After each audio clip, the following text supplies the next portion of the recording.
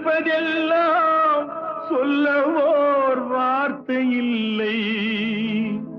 நான் ஊமையாய் பிறக்கவில்லை, உணர்ச்சியோ மறையவில்லை.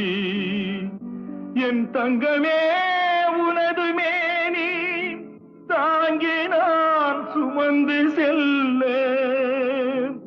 எனக்கொரு பந்தம் இல்லை. எவருக்கோ இறைவன் தந்தான். அந்த 4 பேருக்கு நன்றி.